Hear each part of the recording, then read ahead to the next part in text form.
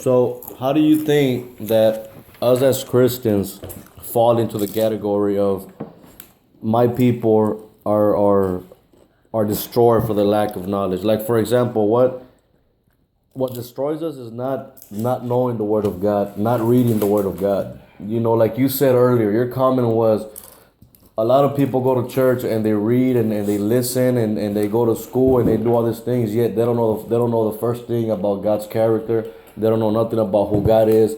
They don't know nothing about the love of God.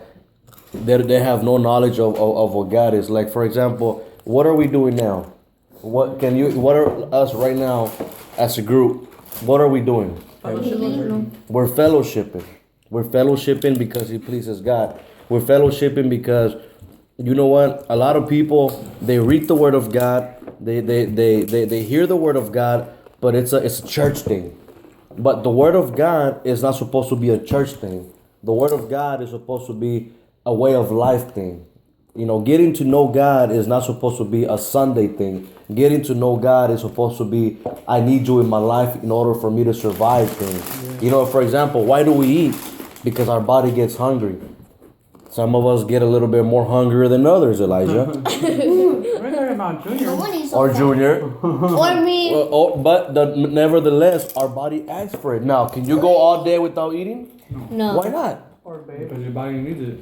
It's unnatural. You're like, I gotta eat. My body needs it. Now, if this body needs the food and it's a body that's gonna deteriorate and die sooner or later, yet we feed it because we're like, you know what? It's not right for a person not to eat all day. Now, is it right for a person not to read the Word of God at least once or twice a day?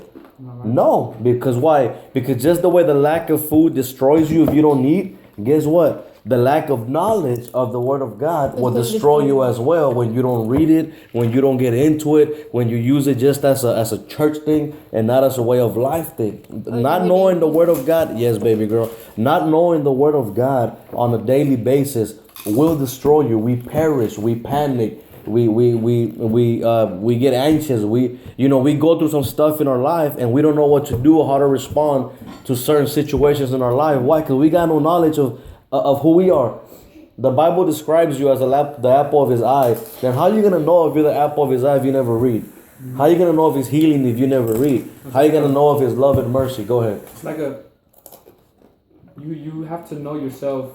You have to know God before you get to know yourself. You have to. Exactly. Why? Why do you think that's possible? Why do you have to know God before you know yourself? Well, because in the Bible, it says that God made us in his likeness and image. In his likeness, not only his image, but his likeness, we were made like him. We're made just like him. So, I mean, if you want to know yourself, if you want to get to know the true you have to get to know the true God first. You got to get to know the true Creator.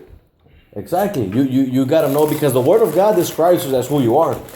The Word of God describes us in the book of 2 Peter, I believe, it describes us as being what? Royal priesthood, chosen by God. You know, the Bible describes us as God's character within itself. He made it in his likeness and image, and therefore we conquer. Why do we conquer? Because Jesus conquers. That makes you what? A conqueror through Jesus Christ. I bet you didn't know that about yourself, and you're not going to know that about yourself if you don't get to know God. Once you get to know God through his word, guess what? You get to know a little bit more about yourself. You know, if God overcame that, what does that make you? Jesus overcame, what does that make you? An overcomer. You know what I mean? But the word of God clearly says here in the book of Hosea chapter 4, like we were reading, it said, my people are destroyed for lack of knowledge, because thou reject knowledge, I will also reject thee, and thou shalt be no priest to me. Seeing thou hast forgotten the law of thy God, I will also forget thy children. A lot of people concentrate so much on the mercy and the grace of God, but we forget that God is a jealous God. He wants us for himself. Not because he's greedy, no, because he knows that there's nothing in this world or in this universe that can love us the way he loves us. That is the God that we serve. And just the way God's blessings can't go from generation to generation, guess what, guys? God's curse also goes from generation to generation. You think all those people on TV making all that money, all them fake preachers and whatnot, not that I have anything against TV preachers. Some of them are good, some of them are not. Just the way we got good preachers, we got bad preachers. This is how it is. It's the hardcore reality. Those guys that go up there and they preach the word of God and they rob people of their money and they use the word of God to their advantage. Do you think they know God?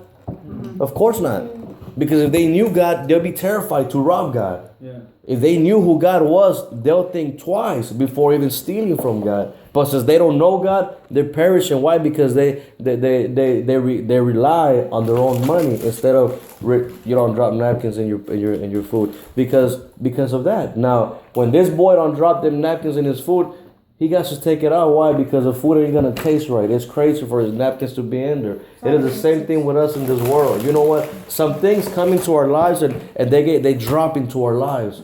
And we got to take it out. Why? Because they don't belong there. The only thing that belongs in our life is this. We got to get to know God so that we can, like you said, so we can get to know who we really are in God.